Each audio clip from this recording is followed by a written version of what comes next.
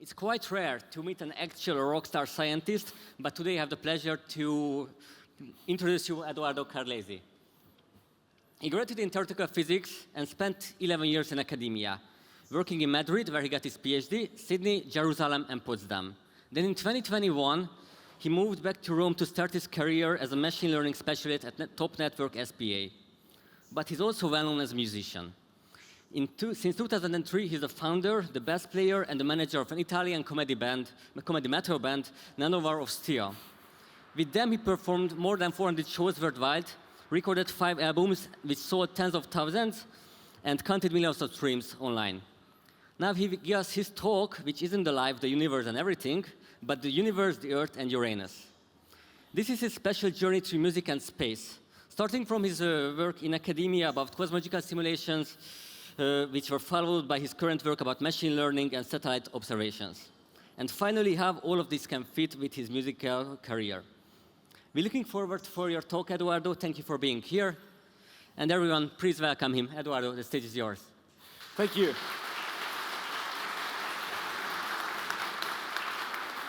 So, first of all, thank you so much for inviting me, for having me here. It's a pleasure to talk about a few things that I discovered, that I found out in the last 10 years, more or less, 11, 12.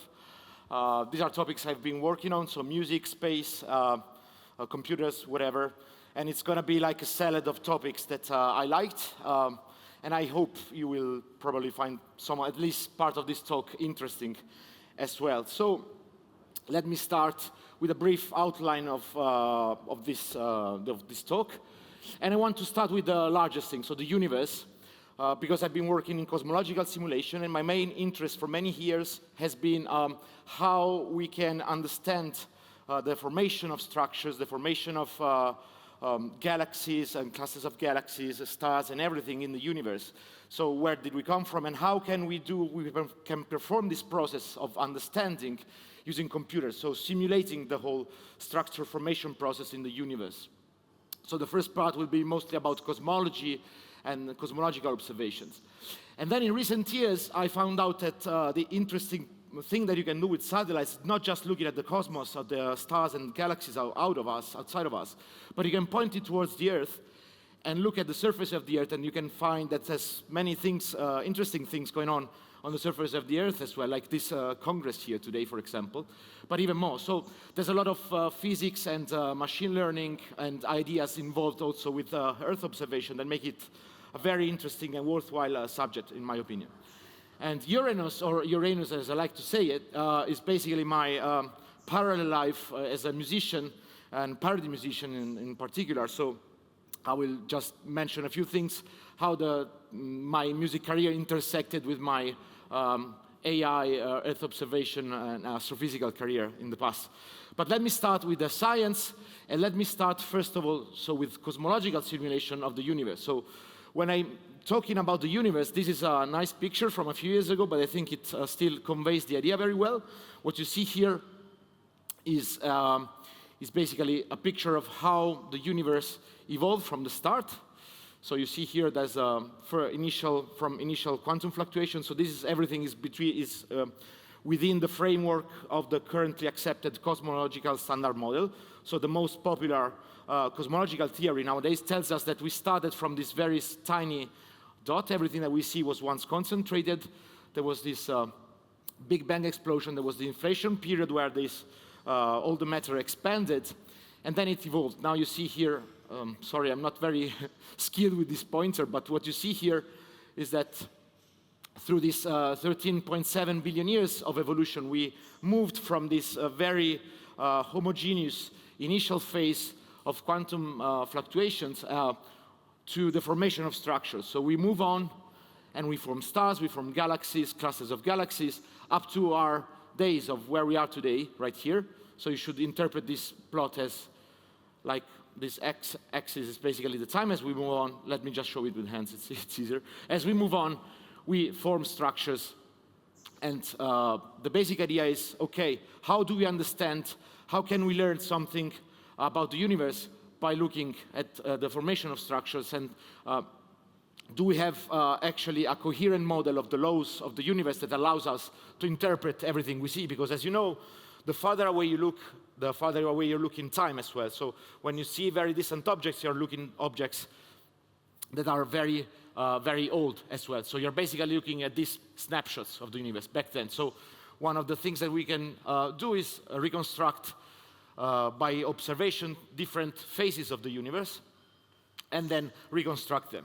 So how do we actually reconstruct this thing? So first of all, before moving into that, let me just quickly talk about the scales of the universe, so you have an idea of what I'm talking about, because this is, again, so we start from the Earth. It's a planet. We know what it is, and we know more or less, we can grasp the size. It's located within the solar system. That is located within the solar interstellar neighborhood. That is just a tiny bit. It's located around here on a spiral arm of our Milky Way galaxies. And the Milky Way galaxy is member of a local galactic group. So the local galactic group is made by two main galaxies, which are Milky Way and Andromeda. They are approximately 1 million years, 1 million light years far away. So this is the distance it takes for the light from Andromeda 1 million years to reach us. And there's a lot of bunch of smaller galaxies that are part of this local galactic group, and this is sort of our local neighborhood. And then we move on. We got our Virgo supercluster. So every dot that you see here is basically a galaxy. So every dot here is something like this. We have all these galaxies that form this so-called Virgo supercluster. But then the Virgo supercluster is member, again, of another huge structure, which is the local superclusters. This is the Virgo one, and you have Centaurus.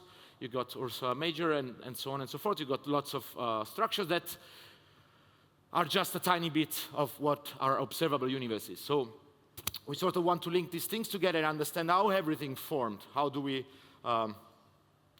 make sense of the Earth, knowing that we are located within this environment on large scales? So when I'm talking about, I mentioned cosmological simulations. So when I talk about cosmological simulations, I mean that we basically take a box, we fill it with particles, and every particle is sort of like, we can take it like a start or something. And at the beginning of the universe, as I said, the distribution of this matter was very homogeneous. There were very, very small inhomogeneities due to quantum fluctuations. And this small inhomogeneities means that you have a very homogeneous distribution, but somewhere you have a little bit larger density, which means you have a larger gravitational pull. And somewhere else you will have a smaller underdensity. And what these overdensities and underdensities do with time is that a larger density of matter then attracts more matter to itself. And so it will grow with time, and the more it grows, the more matter is there, the clumpier it will become. And on the other way around, like the empty parts with lower densities will become emptier and emptier. And this is exactly the process that we see. So we start this is Z, it's just a variable that stands for time. It's a redshift variable, but you go very back in time when everything was homogeneous, and you can simulate, so every particle can be traced in a computer. You can trace the evolution, and the evolution is determined by what we think the laws of the universe are. So gravity, electromagnetism, if you want to put it, hydrodynamics, and so on and so forth. So all the laws combined, and so this is how you move from a very homogeneous picture at the beginning on to a clumpier picture. What we see now, I mean, when we look at the universe, we see huge empty spaces and very dense clumps of matter, small, like the galaxies, for example. The galaxy is all empty outside, but it's very dense inside. And this is more or less what you see. This is what you see in cosmological simulations. You take a very large box. Again, you simulate the evolution of these particles. You trace them. And the nice thing is you get pictures of the universe at different points in time, which you can then compare to your observations of the universe. So you have satellite missions orbiting around the Earth. We had WMAP, we had Planck satellites. There's now DAISY, Euclid. And they're all looking in deep space, trying to get pictures of the universe at high redshift, so very, very back in time. Very early times when the universe just formed. And we try to compare it with our theories at different times, and we want to fit basically all this universe within an integrated, unique model for everything. So the end result is something nice like this. This is illustrious. It's a simulation from a few years ago, but I think it conveys the idea. What you have on the right panel here is the simulated universe, and what you get here, it's a real observation of the universe. So you see, it's very close. It's with computers and with when you pull all the you put all the machinery, all the laws of the universe that you have, and you use them to evolve these particles into galaxies, clusters of galaxies, and so on. You can end up with pictures that are very, very similar to what the real universe looks like. And this is how we gain confidence, sort of, on how we get also insights on how the laws of formations of structure in the universe work. And this is what I dedicated more or less 10 years of my life. We are studying models of dark energy and dark matter, which are two unseen parts of the universe.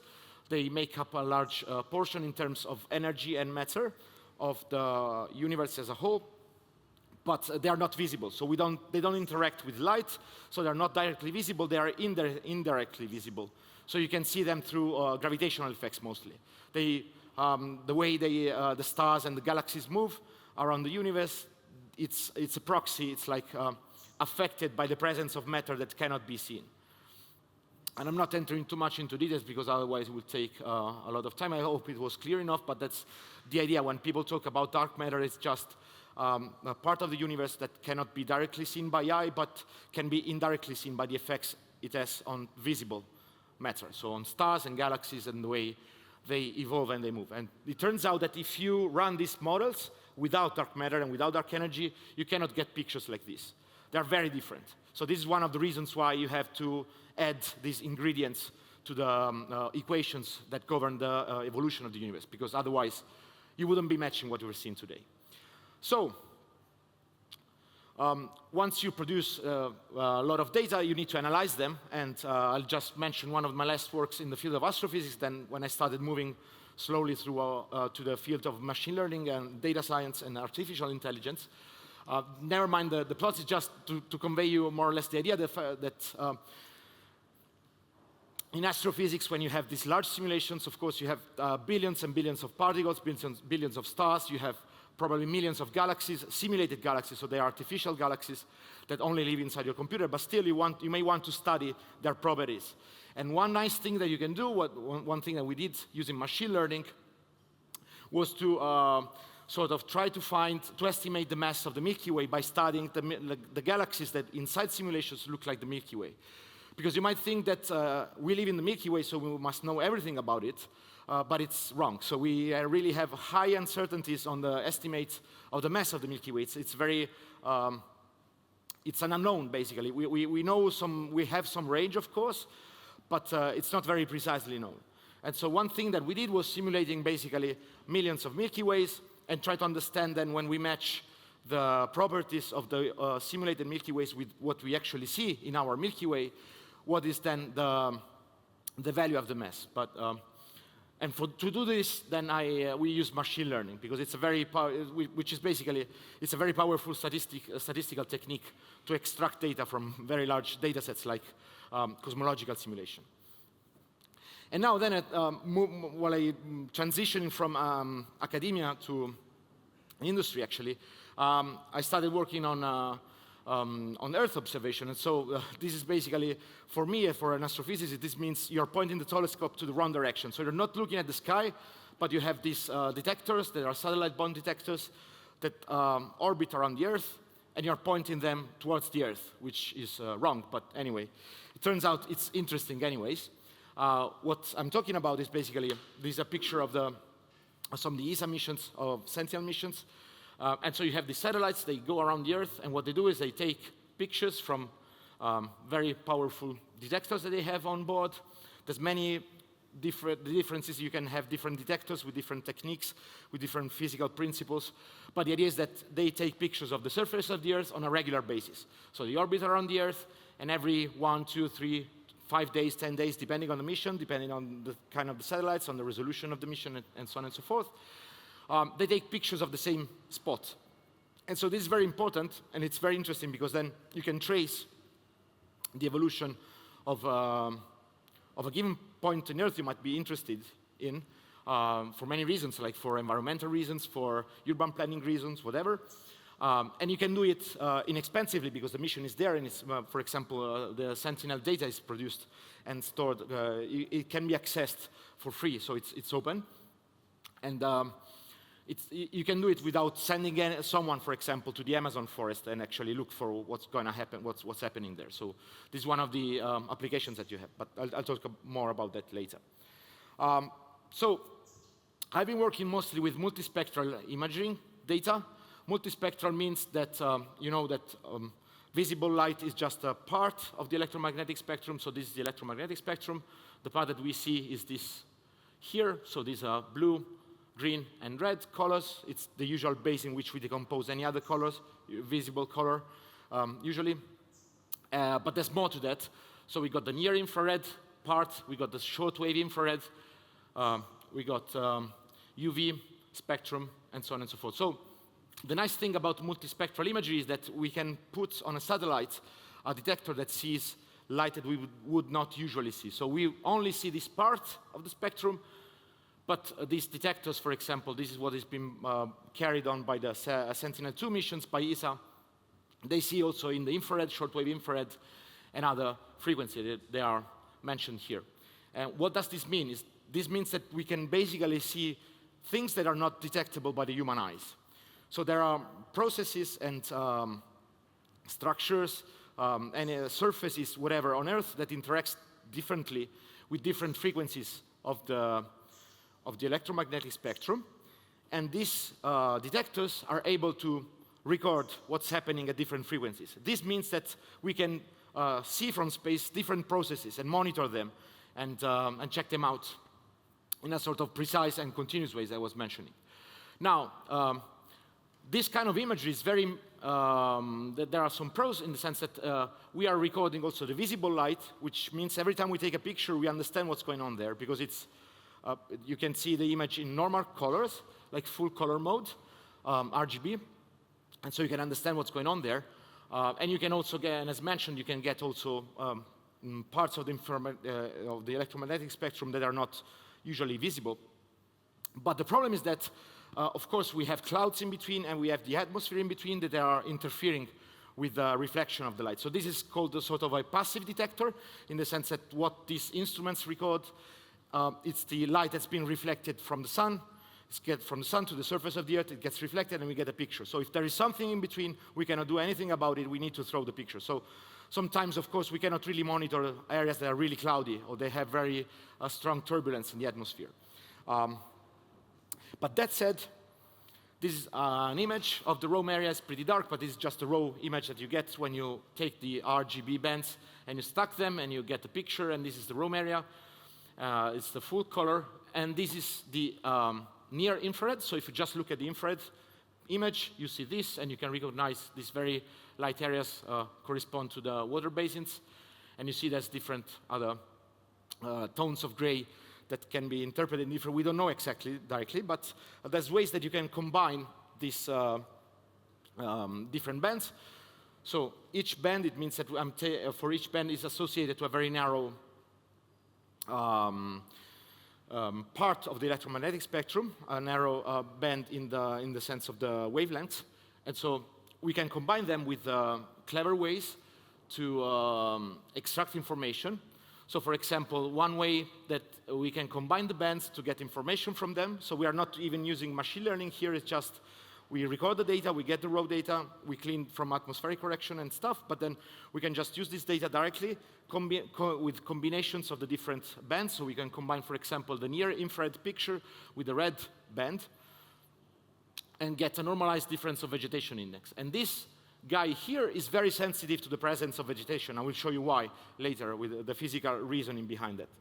We can do the same with green and near-infrared and get normalized difference water index, which is an index that detects the presence of water. So this is very useful because you can detect trees, you can detect the presence of grass. So as I said, you are taking pictures regularly and you can monitor, for example, if areas are getting greener, if the green area is getting removed, is shrinking, where is this happening, where is this bad, and so on and so forth. So, and there's another index that is also pretty useful that detects the areas that underwent some kind of burning, so there were wildfires.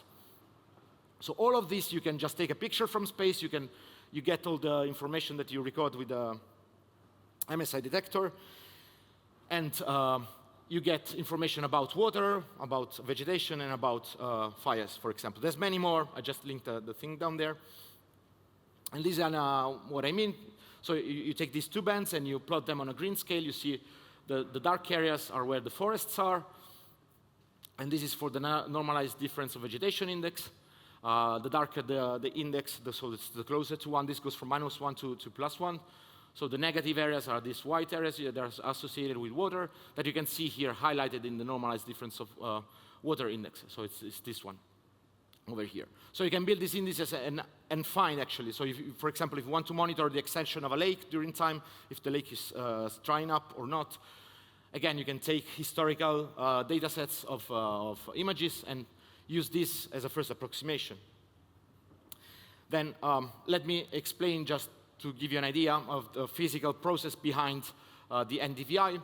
I don't know if it's too technical, but the idea here is that the light gets absorbed by the chlorophyll at different wavelengths. So you have the wavelength here, and this is the absorption rate. And you have here, this is the red. So chlorophyll A is absorbing a lot of red radiation, but it's not absorbing the near infrared. So near infrared is at larger wavelengths. And you see there is a huge contrast here. It's a very sharp drop. And if you combine these two, then you can get this index that is very sensitive. So you have here the concentration of chlorophyll, and this is the NDVI. And you see it's very, very strictly correlated to the presence of chlorophyll. And so this is nice because from space we can see what's happening to the plants right here on Earth. And you can also work a little bit more. You can find that this index within these ranges, it's sort of related to other kinds of structures and land use and kinds of land. This is for the area of Trieste in Italy.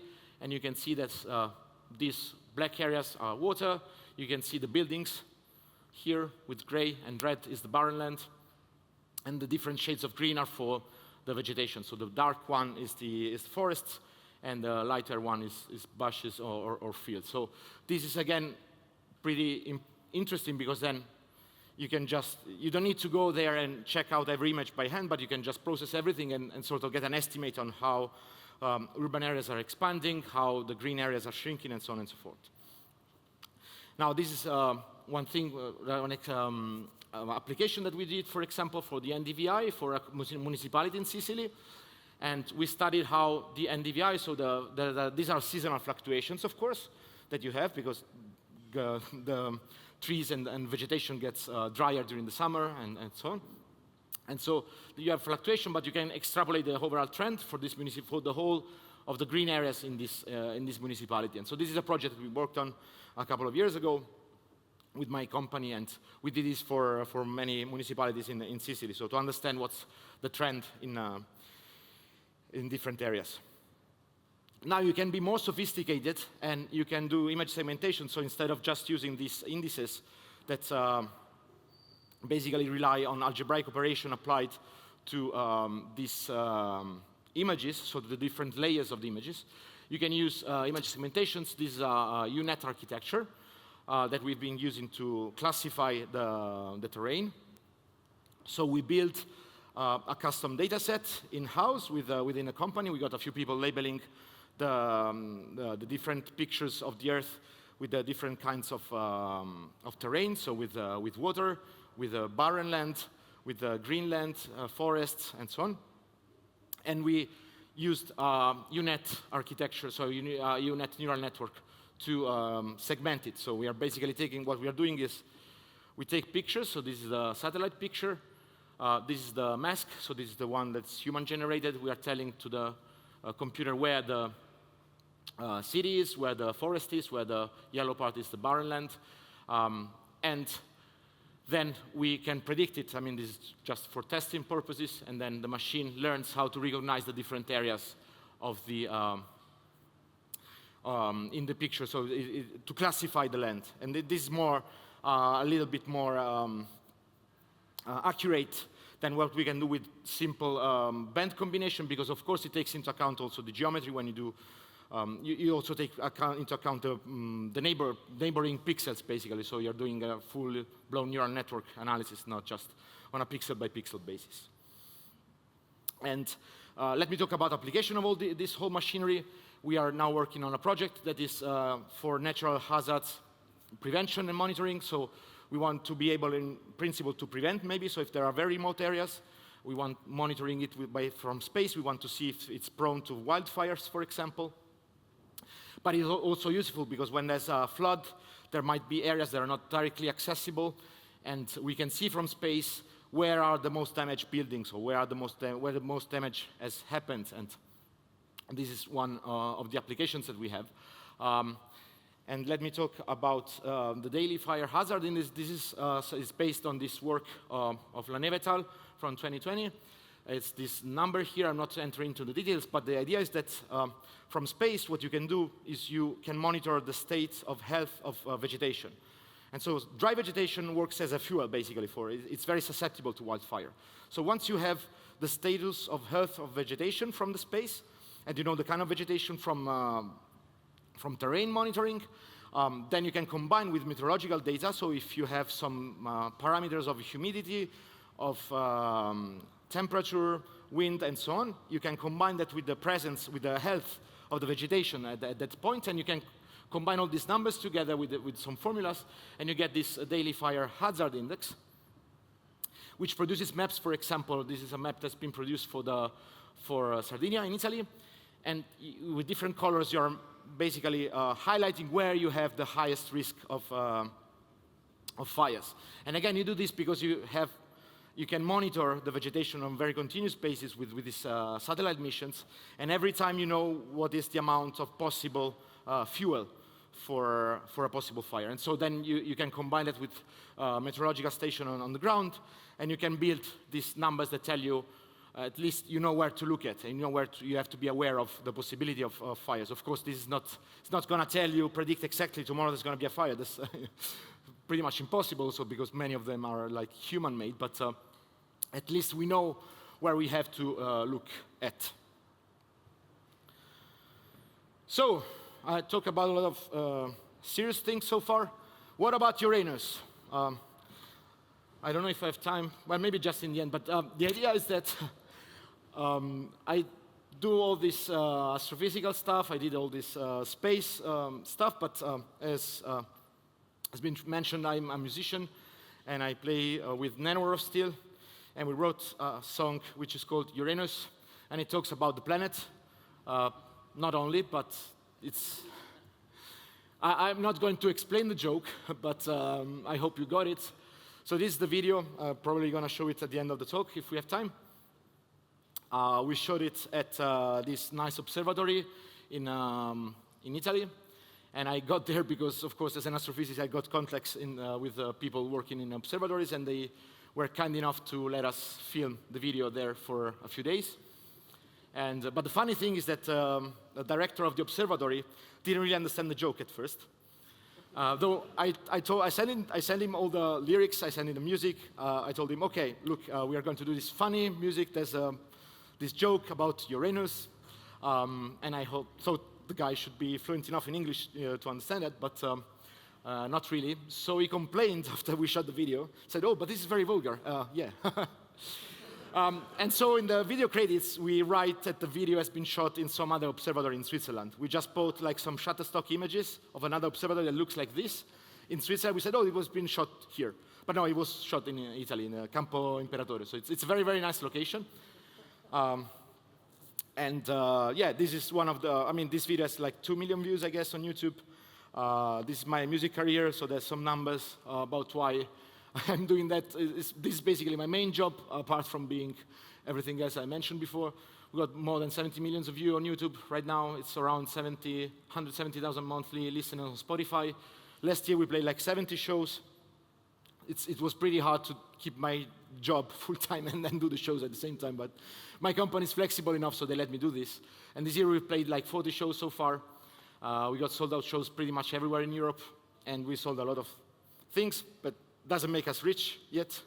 So this was last year. We played our biggest show so far. It was 3,500 people, sold-out show in Milan. 20 years of the band. I'm the one with the orange wig. And tonight I'm gonna play here, so I have to leave.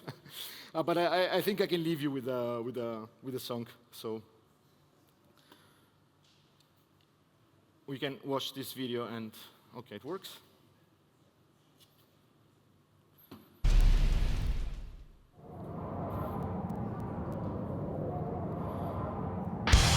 So this is the different observatory. It's not where we recorded it. We had to buy the images.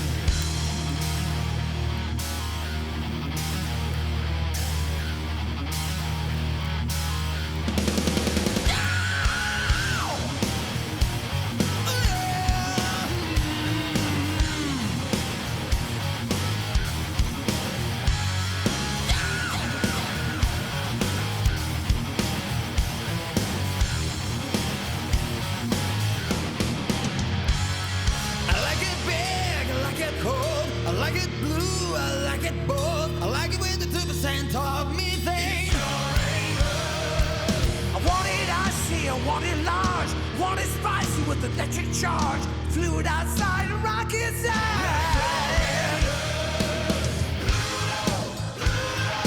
Going far, not even a play.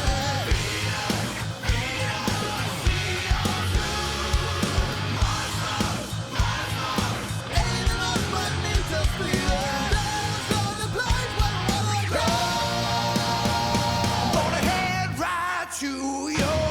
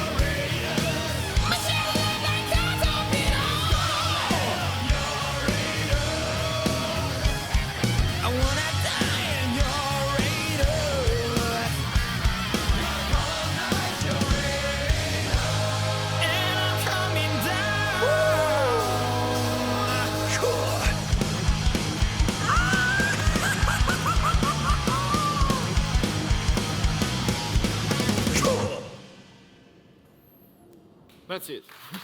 Thank you.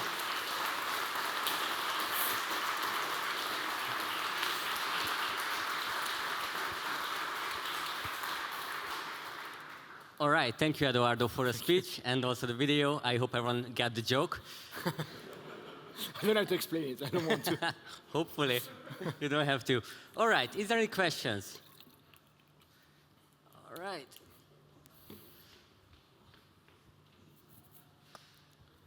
Hi. Thanks for a nice and entertaining talk. I was wondering if you can use those satellite pictures, if the resolution is high enough to see how a city is prepared for climate change. If you can see like, okay, this street needs a few trees because it's getting too warm there, or here the city is quite well prepared. So I'm not sure about the I mean, there's very, very high resolution missions. Like you can get up to like tens of centimeters. They are not free though. But for that aim, I would say probably if you look at sea level rises, they are doing that with another kind of satellite missions that is called SAR, so synthetic aperture radar. It works with a different physical principle. I didn't talk about it. And they are basically looking at this, like coastal erosions and sea level rises. Not sure about temperature. I think it's something more. You could probably do that. You can do heat maps, probably, like maps of the temperature maps of the cities, but you probably don't need even satellites for that. But there's missions that get very, very high resolutions, resolution data. It's not for free. It's not open. But you can get to 20, 50 centimeters, something like that. Okay, cool. Thank you. Thank you. Sure.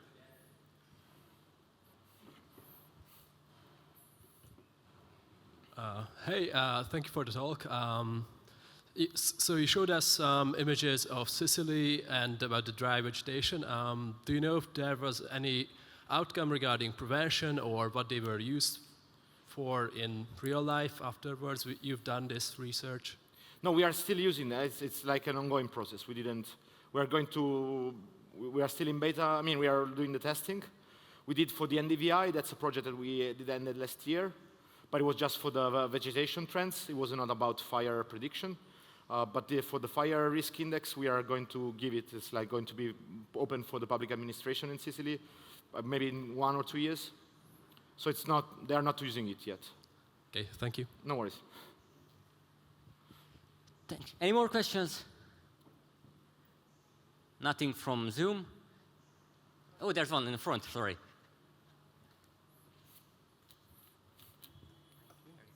Hi, I'm an ex-astrophysicist, so I'm interested about the satellites. Are these literally astronomical satellites that have been repurposed?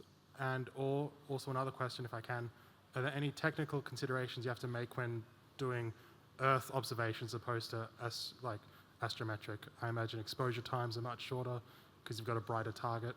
Sorry, I didn't understand the first question. You mean? Are the satellites literally, were they once used for astrometric observations and now just... No, they're different satellites. Okay. No, that's a joke. But they are, of course, you need to think every satellite mission has to be designed with the right... Of course, the instruments they're using, they're completely different. But yeah, so it's not that, yeah. Okay. Probably wasn't clear because I was making this joke, but... Maybe my English just isn't... What? You had a second question. I've already forgotten. Oh yeah, what are the key differences between a astrometric observing satellite and an Earth observing satellite? I mean, I don't know the details. I assume that, I mean, it's the optical principle of detections are completely different because, of course, you have to, one kind of detector is looking at things that are on the surface of the Earth, so you need to introduce all the atmospheric correction and so on. And when you look at the sky, you don't have many, like from satellite-borne telescope, you don't have to deal with that. But I don't know the details. The instruments are completely different, though, I assume. Even though there are optical devices, they are different. I don't know the details, though, but I'm more on a theoretical side. Sure. Okay. Any more questions? Okay, just from the back, so I have to run around. Hello, Chris here, another ex-astrophysicist. I was wondering, is the data that you're using for the satellite data, is that publicly available? You mean for the Earth observation? Yes. Yes. Okay. There's many portals that provide it for free. There's Copernicus. I mean, if you go on the ESA website, even on Google Earth Engine, you have access to most of the data of the historical data as well for the Landsat missions and Sentinel missions. Yeah. Thank you. All right, any more question? If not, I have one. It's kind of a personal one. So at TNG, many people left academia for different reasons. What's yours? Wow. I mean, at some point I had the fear. First of all, it's too hard to get an academic job full time. I wasn't like, I didn't really want to invest all that time into academia because I needed some time off for playing music. So if you want to stay in academia, then you really need, it's a commitment that I wasn't ready to make. But, and the other thing is also that I think at some point academia gets too specific and you start working on topics that's really not so much interesting anymore. That it's such a narrow topic that only few people are into that. It's not, many cases it's like that. So it's, the rewards are diminishing. So you put a lot of effort, but it's not so interesting. So. I understand, thank you. Thanks to you. Any last minute questions? All right, if not, then thanks Eduardo again for your talk. Thank you.